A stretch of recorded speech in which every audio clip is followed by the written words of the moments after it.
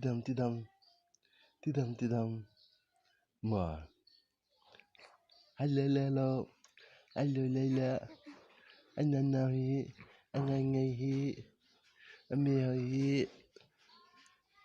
aboinuhi angangayuhi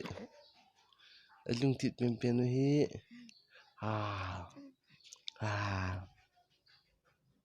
nang mo anok lo man lup dantu itu ole ati dia tikan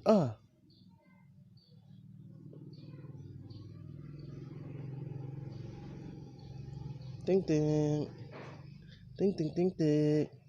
oi voinu ananau angangai amial hoy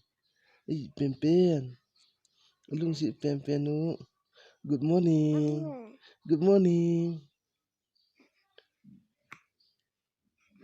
ngo limte